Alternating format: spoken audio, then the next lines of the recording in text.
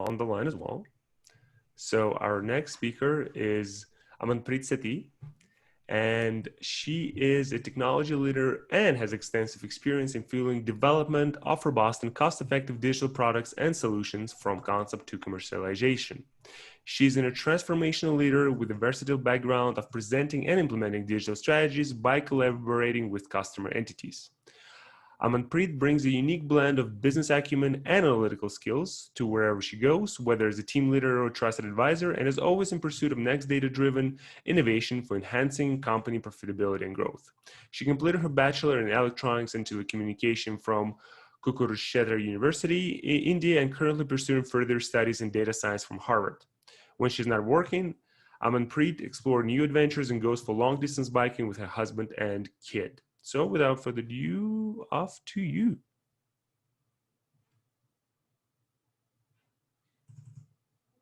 You're on mute. Well, thank you for letting me know. I was talking to myself. Can you guys hear me now? Yes, quite well. Well, I was just saying, thank you to you for the introduction, and good morning, good evening, or good afternoon, whoever is on the call today. And I am Aman. You don't have to call me complete name as Amanpreet Sethi. You guys can call me Aman. And I work in TechnipFMC. That's equipment manufacturer and the service provider in the oil and gas industry. So from here, I'm going to share my screen and stop my video to avoid the bandwidth issues. And let me know if you guys can see my screen here. Yes. Yes. Perfect. So, well, today I will be walking you all through the era of digital that we are living into. And sometimes we are also calling it as the Industrial Revolution 4.0. And then from there, how the AI and automation is the key to the oil and gas companies' survival. And then from there, I will be sharing the TechnipFMC business model that we are following into the surface business line, the line that I am more focused on for the digital transformation. And then through that business model, how we are assisting our customers to gain the benefits. And from there, I will be sharing some use cases that we have in TechnipFMC. Also at the end, I would like to share the challenges that we are facing or we are trying to overcome that will help us to achieve the successful scalable AI and automation. So let's begin. So this is like a game or a question I ask to all my customers where I go into the meetings is, what if I ask you guys to play a game where I ask you to tell me which one is a cat, which one is a dog, what are the different colors, or if any of the dog or the cat is wearing collars. And you all might be able to resolve this problem in a minute or maybe less than a minute from scanning the image from left to right and then detecting or categorizing each image of the animal depending on the request that I just made. Like tell me the categorize the dog or cat, tell me the color, and so on. What if I have a magic wand that can do this in a fraction of seconds? And that's what I call it as AI and automation, where we can replicate the brain, the human brain, into a machine with a tons of computing power that a human lacks today. And that is what I call it as, and as I mentioned, the experts call it as Industrial Revolution 4.0. That is the industry-driven computerization. Underpinning this change is the Internet of Things with the range of sensors and the connected technologies as shown here. As we have all heard about these big words like big data, augmented or the virtual reality, Internet of Things, where everything is connected in a house or in a building or in an office or around the globe.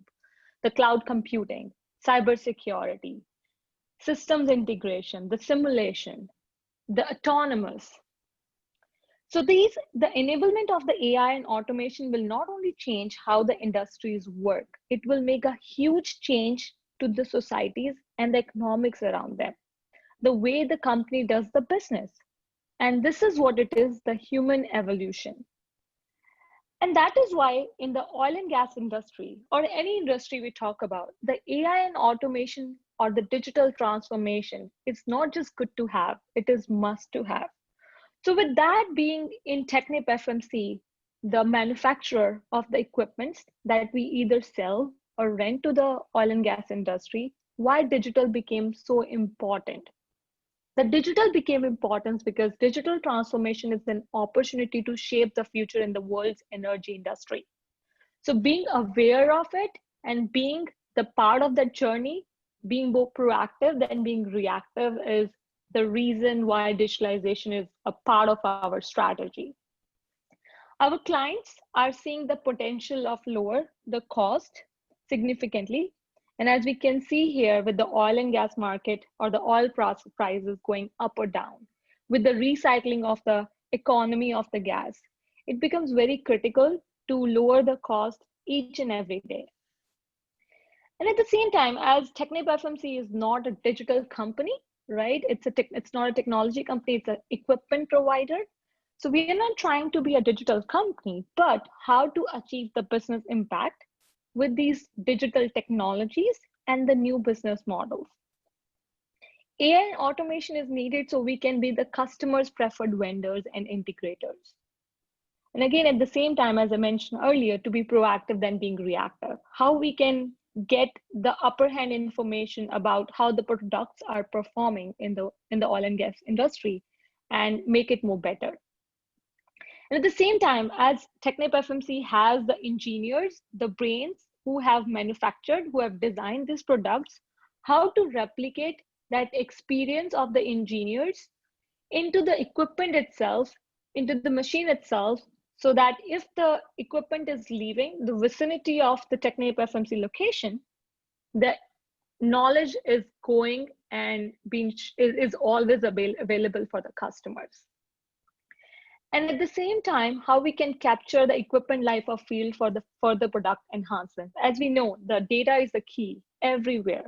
And we definitely have to understand how the equipments are performing after it's been manufactured. So how to capture all that information so that we can deliver our further product iterations that are more enhanced and can help the assets to be more reliable, available. So with this all, a quick question here. So when we talk about the lower their costs, right? And a lot of times that this exercise is one of the most challenging for the companies, just because it is really hard to identify and to properly estimate those costs, right? So how like you suggest your clients to approach and trying to understand where it could be what is the best approach to kind of estimate what costs could be brought down, but B, how do you prioritize between different ways? Because obviously you can apply it to one application, you can apply it to the different applications. So how do you prioritize those investments, so to speak, to lower the costs? That is a very good question you have. And definitely you will see that as part of my future slides. But to answer your question over here itself, so the best approach here is, I'll take an example of a production facility, right? Every day there's thousands or 10,000s of barrels of oil that has to be produced. What if a day the production facility gets closed? That means we are talking about that many barrels of oil will not be produced. So if we have a cost of a WTI that we know, or a Brent we know, and we can multiply that with the number of barrels, we know that's going to be a loss that a customer will have, an operator will have in a day if they are having a non-productive time. So that's how we tangibly calculate, or we help them to understand the cost, that if we can even avoid their 1 day of non-productive time, that much is the benefit or the profit, or that much is the profit that we're helping them to get it. And at the same time, right, there's a lot of consumables that are being used in the oil and gas industry. So how we can help them to optimize their production, the oil production, by consuming less electricity, by consuming the less of, or running the less pumps, or by consuming the less of heating mediums. So helping them to optimize that performance as well, by looking into how to not just help them to produce more, but also how to, consume less. So with these few approaches, and as you asked a question about the prioritization as well, right? So as each AI model or an automation is not a one t-shirt that fits all. So it depends on the problem statement, depends on what are the problems that a operator is facing with one equipment package versus another. And then to understand that if we are talking about non-productive time, then what are the different problems through that equipment package that leads to non-productive time, and then targeting those as the first one, and then talking about the others that would be good to have. So that's the approach that as a TechnipFMC we are going with, where we are looking for the customers, the voice of customer, to help us to prioritize how and what the customer priority is and how we have to achieve it. And and what you said, right, is that kind of look into those numbers and make sure to understand that the right metric is being tracked. But sometimes companies face the issue where you have, sort of speak, like innovation manager, or maybe you have like AI manager, or maybe you have a data manager, and they're trying to kind of identify those spots, but they obviously know they cannot know about the drill, they cannot know about maybe some pipeline or everything, right? It's only engineers that on board, they kind of work with it day in and day out, can actually calculate and tell you those things, not the person who's in charge of, let's say, big data, right, or AI, whatever that means in that particular case. So how do you think you can build this relationship? How can you build this collaboration to make sure that sort of like innovation side of things talks and calculates and processes information synchronously as a whole organization, where maybe the exact knowledge is not when the change happens? Definitely. As you talked about, like, how to approach it, right? How as TechnipFMC, we are overcoming these challenges. I call it as a partnership, right? The first thing that we have to talk to the customer is that it's a mutual benefit. That whatever we are delivering over here, we are helping them to to attain either increasing their efficiency or reducing their capex and opex. So being in technology or a big data specialist, we will not, as a big data specialist, a person might not know the oil and gas industry domain knowledge. A concept of balanced team is very important over here, where we have either a production engineer. If we are talking about the different user personas, a production engineer might be looking for a one kind of benefit. A control room operator would be looking for a one kind of benefit. If we are talking about an asset maintenance person, they might be looking for another kind of benefit of how to keep the assets up running. So targeting the different audience, the different personas, and then bringing them all together, onboarded with the experts of the products who are manufacturing it, who are behind the brain behind the product itself, bringing them all together to come up with first the tangible capabilities or the benefits that we should deliver. And then having that integration with the big data guy or with the IoT person of how to get the data for those sensors and all. It's a two-way approach where the team has to work together, partner together to first come up with the tangible capabilities and then talk about how to execute it. It's a reverse engineering over here. Thank you. Mm-hmm. So going further from here, in the surface business, this is the business model that we are following today. And this is there from last few years, where we have embedded the automation and AI as part of the equipment skids itself. So definitely, the physical equipments are all there. How to make it more smarter? That was a challenge, or that was a discussion that happened few years back, on which we set up the foundation where a combination of UCOS, the in-house control and automation platform, and Insightex, that is a platform that has been designed in-house for the digital twin. The base for any AI capability is the data. So how to gather the data from all these equipment kits, and at the same time, not just the equipment sensors data, plus at the same time, how to get the controls information as well around alarms, the faults, the set points. and getting all that information at one layer that is in the cloud, and then building the AI capabilities on the individual equipment packages. And as I answered the question, depending on what are the different benefits a customer is looking for from that equipment package, what are the challenges, what are the pain points they are facing for that equipment package. So having the standard. And we have quickly another question. So in an APC project, are you fully integrated with all the companies from manufacturing, engineering, construction? And how important is a cloud-based system? So I'm more on the surface line side, surface business line side, so I can talk more on that side. So definitely we are connected to our customers in terms of understanding or having a workshop with them where we can understand their pain points for the equipment packages that we deliver to them. And then, yes, we have all the equipment packages of surface business line that we are manufacturing now is all connected in the cloud.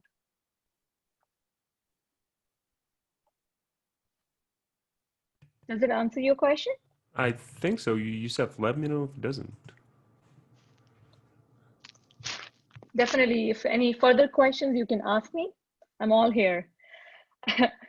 So going about, as I was mentioning about the standard architecture, right? And as you asked me about the EPC, and as I mentioned, I'm more focused on the surface business line where everything is a hot shot. We have a customer coming and saying, we want to rent this equipment tomorrow and make that equipment package available with these digital capabilities it's like survival of the fittest to have it there.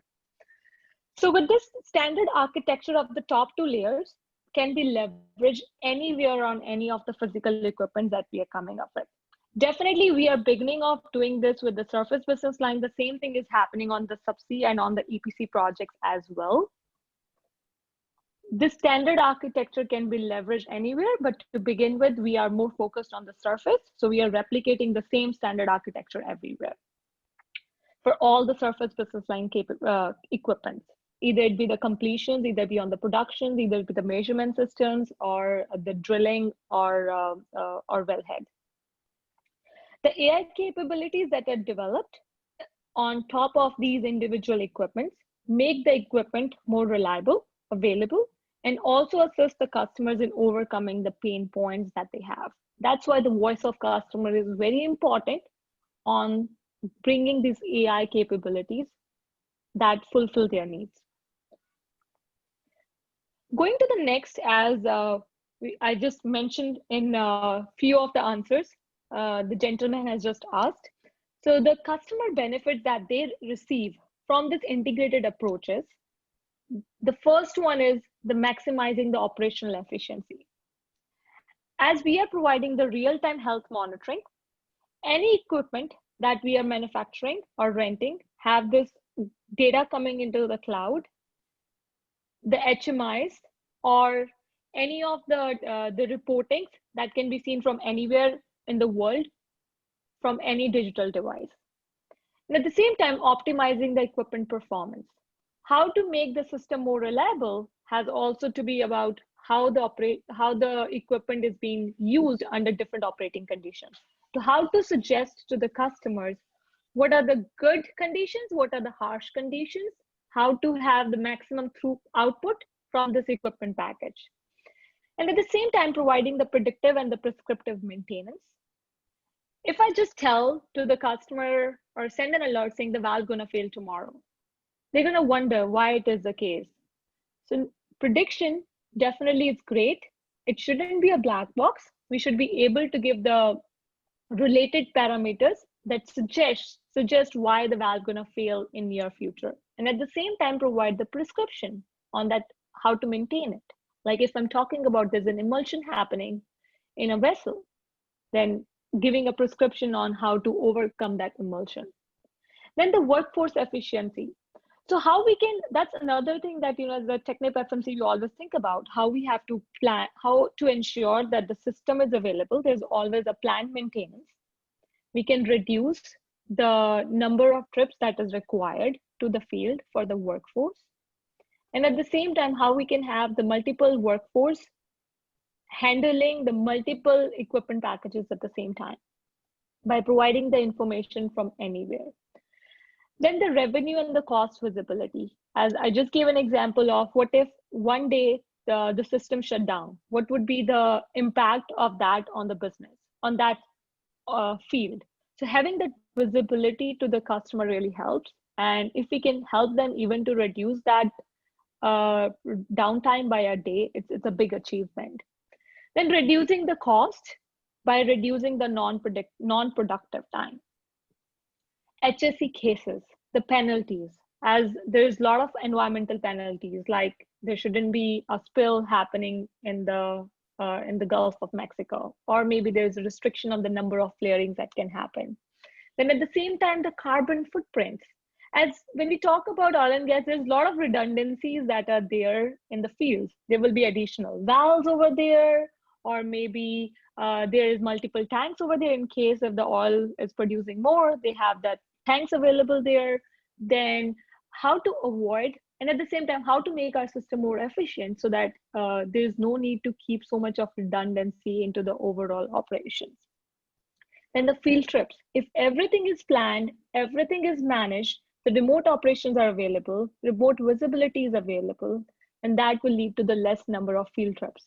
And as we know, especially in Texas, Odessa, there's a lot of road accidents that happen because of the people always rushing to the fields and try to drive fast to reach to the field to solve the problems.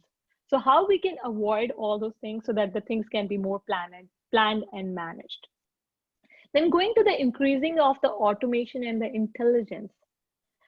Intelligent alarm filtering. So if you guys have seen a control room, there's a lot of screens over there, and the control room operator is looking into those screens all the time. There's an alarms coming in, high, low, low, low, and so on. So how we can help an operator not to be always looking into the screens and just focus on the alarms or the issues that has to be resolved in at a faster pace than the others. How to help them to prioritize it. Then at the same time, the anomaly detections and root cause analysis.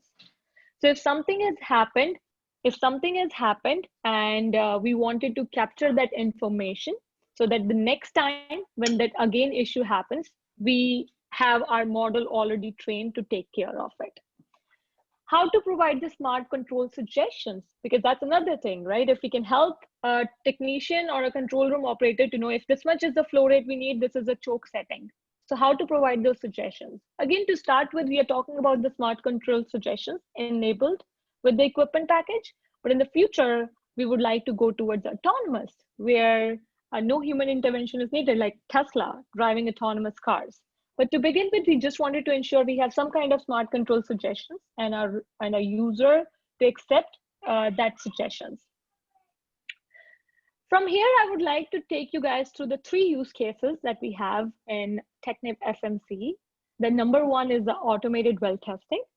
And this is designed on the top of the controls and automation standard layer of controls and automation and the Insightx digital twin. So any equipment package that we manufacture, that equipment package has the controls and automation provided by UCOS, the Insightx being our cloud layer where the data is all streaming in, and all the reportings, all the AI capabilities, all the historical data, visualization, the HMIs in the real time can be seen over there directly. So with that approach, the automated well testing is equipped as well with the fully automation that provides the reading of all the process variables, the valve positions, the oil sampling averaging while streaming more than thousands of different data points in near real time. Insightx provides the customers, not just the customers, even our internal users, the personas, the access to the real-time job performance information, the asset health information, the comparative analysis, the real-time email or the SMS alerts for any issues that are happening in the field. And then also the automated reporting tools. On a daily basis, if our user is interested to see how the operations has been performed, that report can be automated and send it to their emails every day at 8 a.m. in the morning. So with this integrated approach, going to the second use case that we have here is for the flow setting control prognostics. So what we have seen on the AWT, that same has been replicated to the measurement MPM, that is our multi-phase meters, has been replicated to the automated dump kits, has been replicated to the MAPs, that is our modular automated production facilities, and so on. Now talking about a special use case of the flow setting control, the intelligent control suggestions or the prognostics. So we have a lab in the Pennsylvania, the measurement flow labs, and all the meters that we manufacture is tested in the test cell over there, in the lab over there, and to ensure that the meter can measure the right flow rate, we simulate the flow rate through the pipelines, have the new meter embedded over there, and then validate if the meter is able to tell the same measurement value as we have simulated. So the simulation used to be very manual a year ago, where they used to tweak the VFTs, the variable frequency drive, or the FCV manually, and then try to find out if they are able to get the desired flow into the pipelines or not. Those pump settings has been automated, leveraging these intelligent control suggestions. If you guys can see my screen over here, a technician or a lab technician comes and says, I'm interested in the high flow rate, and this is my meter size, and I'm interested in having the 1200 barrels of oil per hour. And then as per that request, the VFD and FCV settings are shared with the lab technician, and that settings are done on the pump side. And then from there, we get the meter to also be also measured as if the meter is able to give the same reading as or not. So that elimination of the human intervention to tweak to get the right settings to get the desired flow is eliminated, leveraging the prognostic models. So a quick question here, right? Is that the predictions that might happen is really depend on the amount of data that you can actually collect. So when is that sort of like cutoff time? How much data you need to first collect in order for a system like yours or similar system to be proficient, right? So how much data do you need to collect before? How much data do you need to train your models to make those predictions and make those expectations happen? So I will say it depends on the use case to use case. And in this use case, as I'm talking about this use case over here, we had a lot of data that was being captured by our engineers in the lab, in the spreadsheets. So for this particular case, we had 10,000 records that has been collected over the time from our lab in the lab for diagnosis, for predicting or suggesting that what should be the VFTs and FCVs. However, to answer your question, it totally depends on use case to use case. In some cases, if we have a lot of anomalies that happened in the field, or a lot of anomalies that we have captured in the data, then definitely we'll have higher accuracy. But what if in one of the use case we never had any issues and all the data looks same and the valve had never any issues? In that case, the accuracy might be good for some situations, but for others, as it has not experienced that as part of the data, we might not be able to get that much accuracy or that much confidence in predicting or diagnosing something.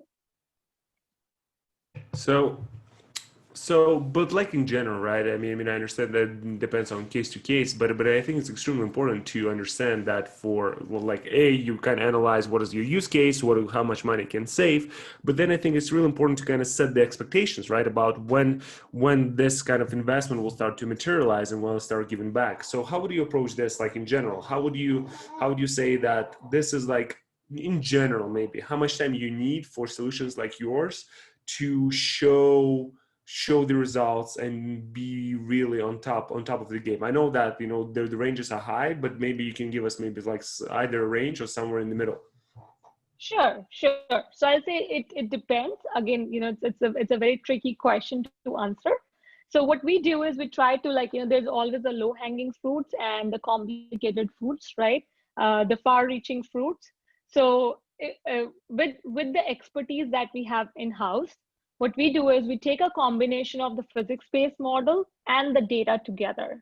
So we try to simulate, and that's my actually the third use case that I'm going to talk about. So what we do is we capture, we just do not depend completely on the real-time data. As I mentioned, in some cases, the data would be all good because there is no issue happened, the data is of the smooth operations. So what we do is we simulate a lot of data as we are the equipment providers. We have the process simulation models with us.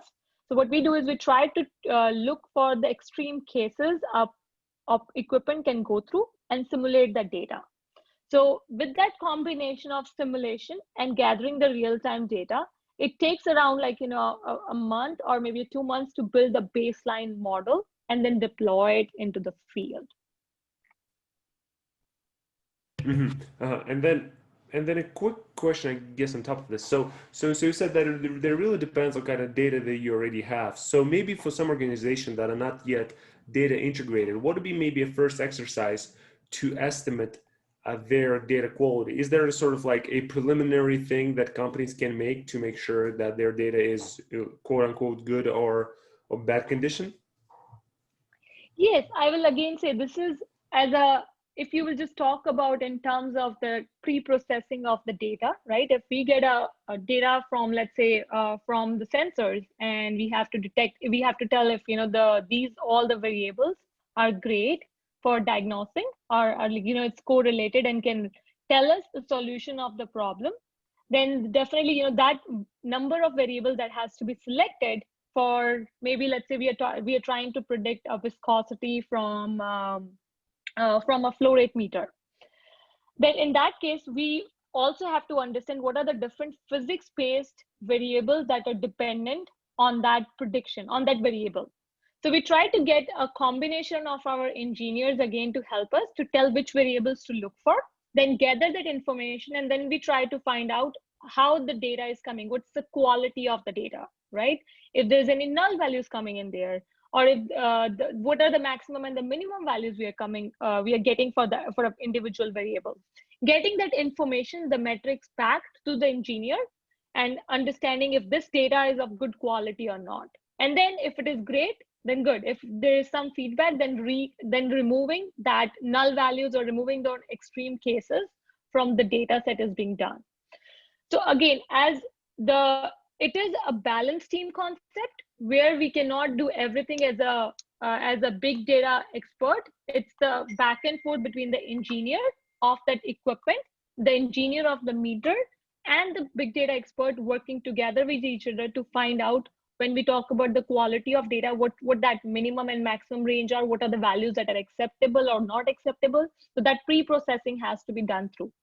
And then finally, after that understanding of the physics-based related parameters, the model is trained or model is evaluated to see if we are able to get some good results or good solution to the problem statement or not. Perfect, thank you. Mm-hmm. So going to the use case number third, and as we were talking about the data a lot. So as the question was similar, that what if we do not have the data? And it happens multiple times. Like, when we have just a new manufactured equipment, deploying the AI capabilities becomes a challenge because we do not have the data. And we know the AI capabilities or the AI prediction or the accuracy, the confidence level gets higher with more and more data that we get, more and more data of different kinds we get. As I was mentioning, if we just have a data of everything happening great into the field, no issues happen. Even if we collect the data for like 10 to 15 years, it's of no use because that has no experience of any anomalies or any issues that happen in the field. So that is where this data, even if we have collected these 10 to 15 years of data, that data might not be good. On the other side, if it's a new equipment, we might not have any data. So how to generate the data as well that can be leveraged for training of a machine learning model or building this AI capabilities. So we came up with this physics-based approach marrying the machine learning approach, where we have the basis of the design of the equipment itself, right? If we are talking about a descender, we know how that descender has been designed, what was the different dynamic process simulation models that were being leveraged for building that design. Taking that model and running that model through different simulations, maybe going into the extreme of the what if we operated at extreme cases, what we operated at a minimum ranges, what if we want more output from it. So it's simulating on the extreme cases of the operations and introducing some anomalies as part of the simulation. We capture a lot of data, and then we take that data to train our machine learning models. Definitely that data is on the 100% efficiency. However, we don't have to wait for the equipment package to be manufactured, deployed into the field, and then do the data collection, and then think through the AI models and everything. What we have done is we have done a one-step cut short where we can create the baseline of the models in parallel to the equipment manufacturing using these simulations. Again, I mentioned the balance team concept, as it cannot be done by just being the technology resources. It has to be the engineers be part of the team that are working together, the process engineers to be part of the team to help us to build this data. Then this model is deployed in the real time into the field, and then we start baselining it. Maybe our models are designed on based off the simulation data is based on the 100% efficiency. And what we find in the field when it is deployed, there's an 80% efficiency. So we try to tune the model at that time to ensure that the model is close to the reality as much as it can, and then keep getting more and more real-time data to further enhance the accuracy, further increase the confidence level of diagnosing or predicting some kind of problem. So this is the way that we are trying to overcome the challenge of the data gathering. And at the same time, through the simulation process, we are even trying to see what is a good quality data, and then have that as a baseline even for the data quality that we have in the real time from the field, from the sensors, and compare it and ensure that when we're training the model, we have a baseline for checking the quality of the data as well. So these are the three main different kinds of use cases that we have. And definitely, these three different use cases are at different level and being leveraged. The automated data gathering layer, the digital replica layer, is there for all the equipment, most of the equipment packages that we are coming up with the last few years in surface and the shale technology. And we are progressing on how to build these more and more for all the equipment packages and make our systems more reliable and available. However, definitely, go ahead. Yeah. So on this one, I would think that there could be built with that kind of application. There could be sort of like what if calculations, right? So maybe like what will happen if we increase the pressure, or what will happen if we increase the throughput, or what will happen if the temperature drops. So do you have some kind of those capabilities built in that you can do this sort of scenario analysis, or is it more of the kind of like best practices? So again, it's a combination of both. What if scenarios, as I was mentioning about, what if we take it to the extreme conditions? Maybe the equipment will work great, but there are going to be some issues that's going to happen down the line. There's going to be a fouling that can happen in a heat system because of running it on the extreme conditions. Or maybe if we have suggested to use consumables of one kind, and the people in the field is using a different kinds of consumables, then what that gonna be? If we have designed it for one kind of composition of the oil and gas, and it is being leveraged for other compositions of the fluid, then what's gonna happen? So yeah, a lot of what and if scenarios based on it, and at the same time providing the best suggestions as well. That hey, if you work in this operating condition, this is the best operating condition for this equipment package, seeing your field. So those are the combination of suggestions that are enabled on the equipment package. So then they'll have another question. So how much time Mhm. estimated, right? And again, just give us sort of a, maybe like high low ranges. Is that how much time estimated a project like this could take from the decision to the implementation, and how much it would approximately cost? Yes. So decision to implementation, as this is what we have done recently. So it took us around 9 months to set up the baseline for the equipment package. And the cost that we have here is the cost of the infrastructure that we have leveraged and the resources together, right? So we had around, if I have to give you an average range, it is around $300,000 to $700,000 of range for, but this is a one-time infrastructure that is set up for one equipment package, and we can run all the different scenarios through it and gather the data. So that's where it took us around 4 to 5 months to begin with to build this architecture where we can have the dynamic simulation and the AI working together, right? And then from there, having the process simulation model of the already of these equipment packages that is already there is entered into the simulation mode, and then run through these different scenarios. Perfect. Thank you. And Mhm. then and then in terms of the like equipment package, right? I assume that in a lot of applications you would have a similarities between on the one side you might have similarities between different sites, and then you have a differences between the different sites. So what about scaling? How does scaling work for those kind of solution? Is it kind of like, is it more metadata driven? Is it just, it doesn't really matter what kind of sensor it is, or it needs to be adjusted for certain equipment at each and every site? Yes, this is a very good question you have asked. So as there are different sites, right, and then different packages, right? One customer might be interested to rent a combination of multi-phase meters and the tank level monitors and the descender together. Another might be interested in just having a descender, and then different fields will have a different operating conditions, right? So what we have here is in terms of the data gathering process, as I was mentioning about the two layers, that is our UCOS and Insightx layer being standard. The reason for that is that we can plug and play the equipment packages that we needed. So if you would have seen the slide of mine over here, as I talked about the digital twins at the equipment level and then the digital twin at the aggregation level.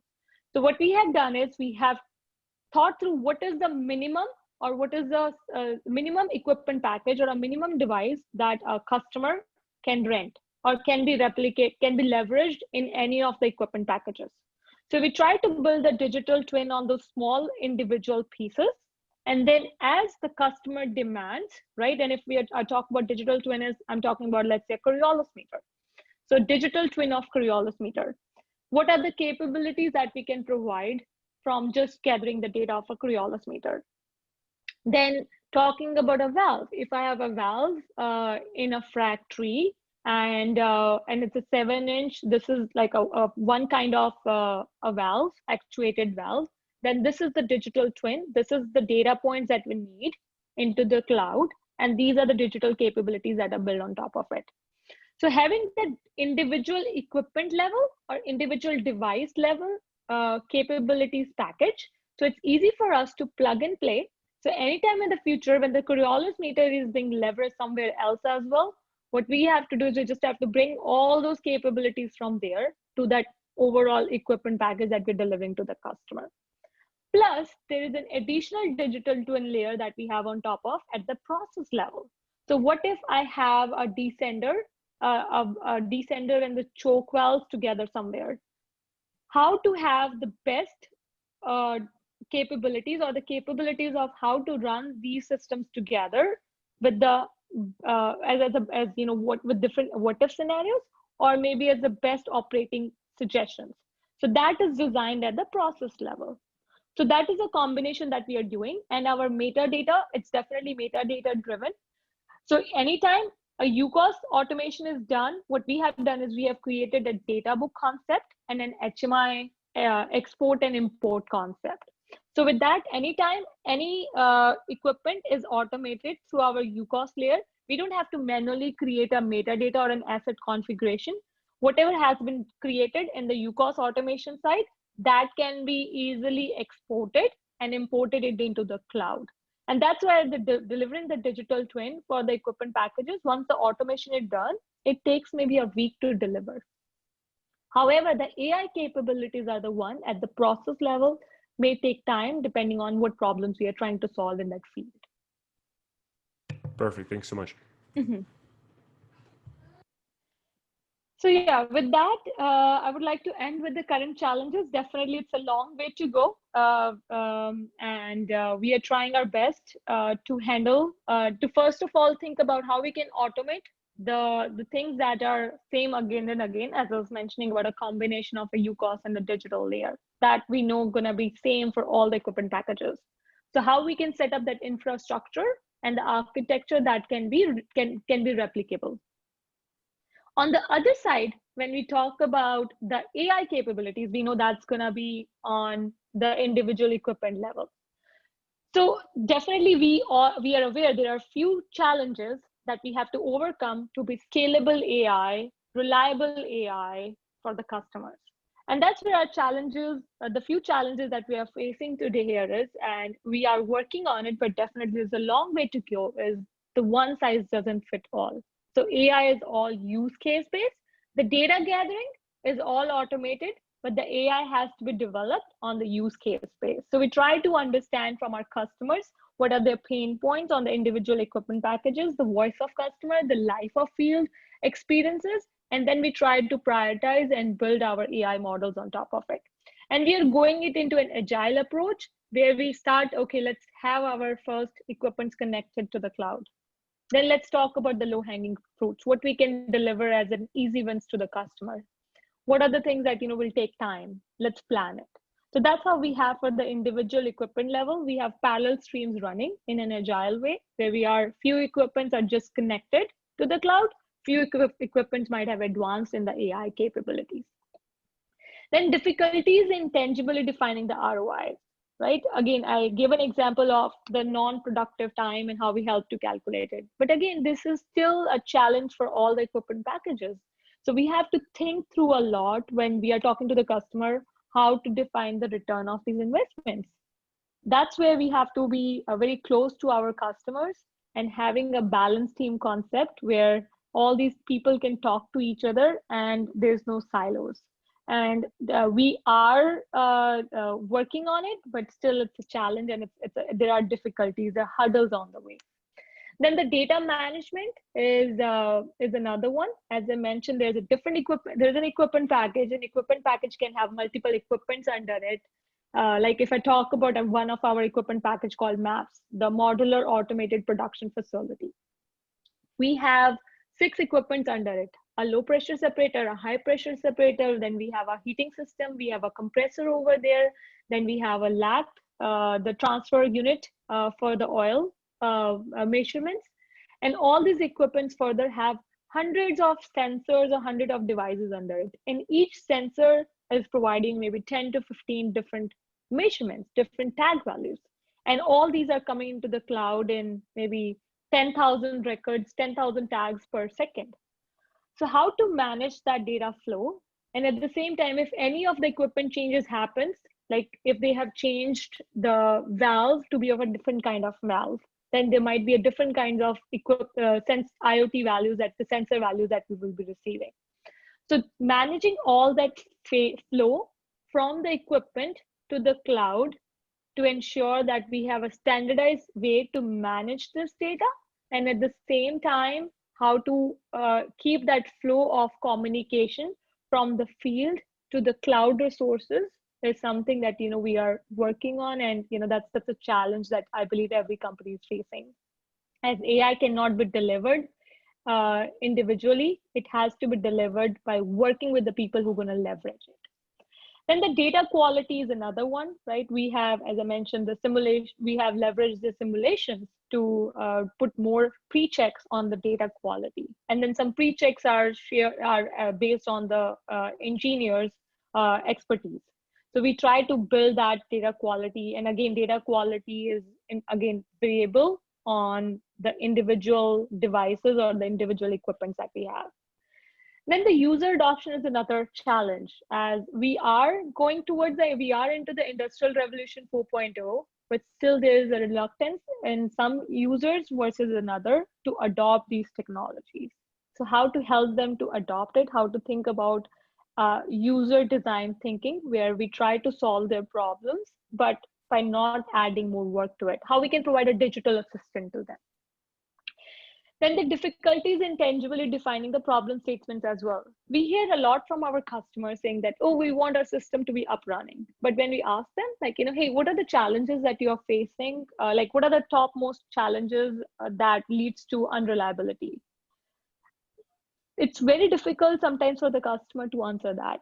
In some cases, they might say, oh, the compressor issue is a 95% time an issue for the downtime. In some cases, they will not be able to tangibly define the problem statement. So that becomes a challenge sometimes to overcome. And even if we have all this the advanced capabilities of data collection, the remote operations, and the rest, the digital replicas, that became just a baseline. Further, building the AI capabilities on top of it that can actually help them to somehow keep their systems up running, it sometimes becomes very difficult to tangibly define for some equipment. So that's it. Those are the few challenges that we are aware of and we're trying to overcome. And again, the maturity level differs from different equipment to different equipments, depending on who are the engineers involved, customers are involved, and how easy or difficult it is. What data do we have?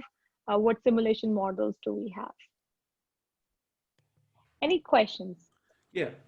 So quick question on the AI part in general. So what was kind of like your biggest the biggest thing that you found with AI, right? As you said that sometimes people can think that, oh, this is our biggest problem, and in fact it is actually something else that is a problem. So what was one of the sort of unexpected things that you were able to find with your technology?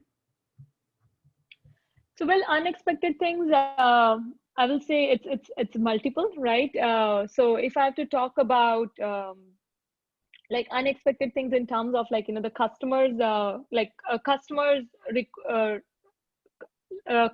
like problems, like sometimes they say, oh, the problem that we are facing is because of the multiple trips that are happening into the field, right? And we try to resolve that problem by fixing few things or bringing the AI capabilities. But what if it's an issue happening because of other vendor that is involved in that field? So that becomes very unexpected in a way that we are not the operators, right? We are equipment providers, right? So our equipment might be working fine, but their dependency of our equipment on the other process parameters that might be coming from other equipments that are provided by other vendors. So those are the unexpected few things that comes in sometimes, because different operators have different products or different systems in the upstreams or the downstream of the TechnipFMC provided boundaried equipment. So that becomes sometimes, those are the unexpected challenges that we face sometimes. Then we have another question. So what infrastructure we need to implement technology like this? Is it on-prem or in a cloud? Who pays for the cloud storage? And I guess I would also add to this, like, what kind of data is available to the company that actually implements such solution? Yes. So to answer your first question, on-premise or the cloud storage, I will say it's a demand from the customer, right? Some customers are open to share their data on the cloud. Some customers are not open and they wanted to deploy this technology stack into on-premises. Some are more leaning towards AWS versus Azure. So what we have done is we have ensured that the technology stack that we enable to deliver these kind of capabilities are open source in a way that it can be compatible with any cloud native service providers, or maybe compatible with deploying it into the on-premise. So that functionality, that's how we have developed this architecture to be more technology agnostic than being very restricted to one kind of cloud services or one kind of technology stack. Then the second question that you have talked about, the data itself, right? So the collecting the data, it's as we have a upper benefit as we are the equipment manufacturers, and we have upper benefit of gathering the data because that helps us to get the life of field and help, and definitely the mutual benefit to the customer that they get is that they will be getting these advanced capabilities that will help them to to have this equipment always running, or having the planned maintenance and the unplanned. So getting this data, it's actually we didn't find much issues or much hurdles. Definitely, we had to ensure our architecture is SOC 2 compliant, right? We are not impacting the data security.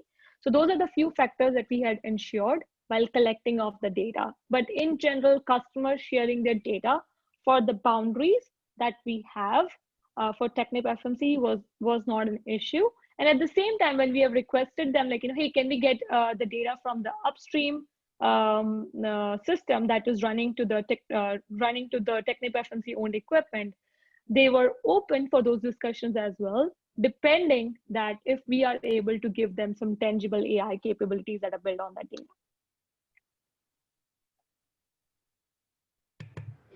Thank you.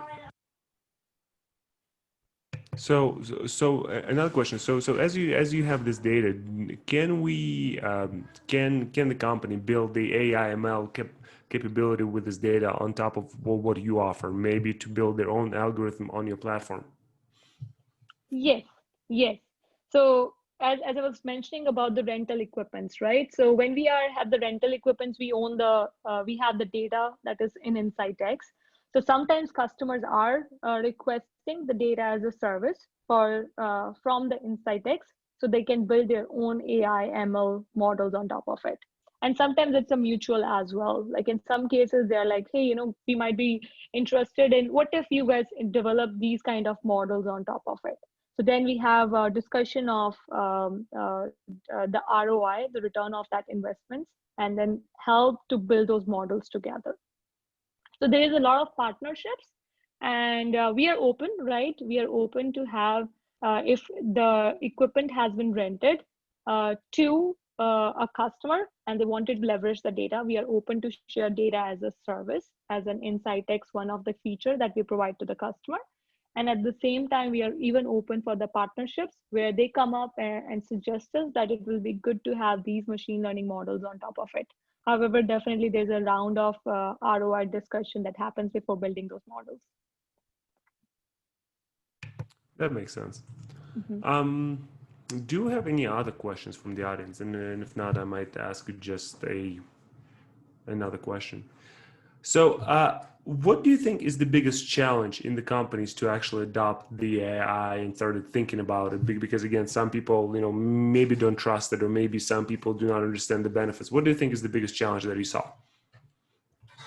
Well, I'll say the biggest challenge was the user bringing the team onboarded, right? As the automation, if we talk about the automation and the equipment packages, that is there in the industry from a long time, right? Now what we are talking about is how we can have the advanced automated or autonomous type of capabilities, or the suggestions, or the machine learning models that can tell a few things that they think it's good to have, but they have not seen it tangibly, so they cannot they are not confident about it, right?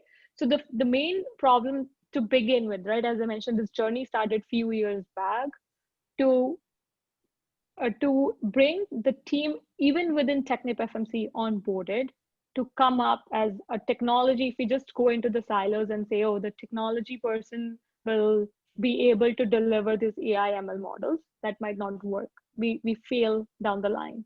So bringing the oil and gas collectives to drive this AI driven capabilities, or to build these AI capabilities, that was a big challenge that we have faced. And slowly and steadily, when we started showing again, it took a time, right? It took a time. It's very difficult to tangibly like showcase sometimes the capabilities. People might know, like, deep in their mind, subconsciously, that yes, this is going to bring a value, but they have not seen it. Nobody has done it.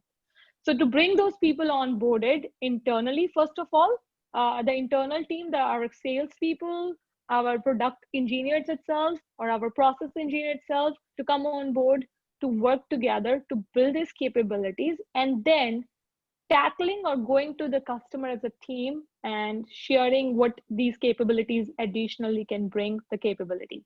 So let me give you this as an example. If I go to a customer and say, oh, I can build these capabilities on top of it, I'm not a product guru, I'm not a product engineer, I'm not a sales rep, so it becomes very difficult to get the buy-in from the customer.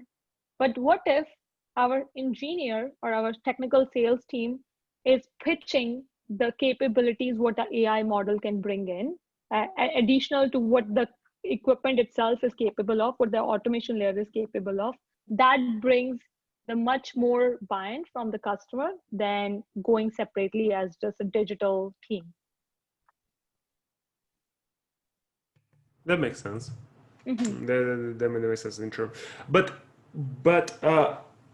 when we kind of think about AI, and again, just trying to see the capabilities of AI and kind of showing this, is there sort of like a budget way of trying to implement something that is AI in nature, but maybe just show some of the capabilities in the very budget, very demo sort of style? So your question is around, like, do we have like any restricted budget, or No, do we it's feel like more of like MVP, right? MVP to showcase some of the capabilities. What could be like maybe something that the companies can do without even onboarding companies like yourself, just to kind of see what can be done with AI technology on board? What could be the sort of like one pilot project that could be done internally without like talking to salespeople, without taking any other companies on board, just to build this sort of internal agreement? Yes. So I will say definitely it is possible, right? And that's what we call it as a minimum viable product, right? Where we start with, and as I told, agile approach, right? What we can do, just work to begin with in silos, right? Without reaching out to the external or maybe even internal teams. That is possible. However, if we have to scale up further, it cannot go into the silos. We have to bring in. So it is possible we can have a good start so that we can start getting the team's attention. But in the longer run, to achieve something that is scalable and at the same time reliable, that has to be, it has to be a partnership approach. Yeah, I do agree. Yeah. All right. And do we have any other questions? I think we don't. We had several questions in the beginning. So, Aman, thank you so much for joining us today. I believe it was really interesting to see some of the cases that AI can do in sort of modeling. I think personally to me, the modeling was the most interesting experience, just because, again, I think that is something that is not often considered, how to take very physical business and try to model it from that perspective using real data, and not just on the exploratory or big projects, but something smaller on the equipment sides. Mm-hmm. So thank you so much. Thanks so much for joining us today. If our audience who was not able to attend today have any questions, where can they direct them? So I have my email ID, amanpreet.sethi@technipfmc.com, and I can put it into the chat, and they can feel free to send me questions in an email. And I'm available on the LinkedIn as well. They can connect me on LinkedIn as well. Perfect. All right. I Well, can put again, my email ID here. So yes, anybody and who I is will interested. make sure that I distribute it to our participants. All right. Thank you so much. Again, it was extremely pleasant to hear and know all those combinations and what can be done. So thanks so much, and My have a pleasure. wonderful rest of your day. Thank you. Thank you.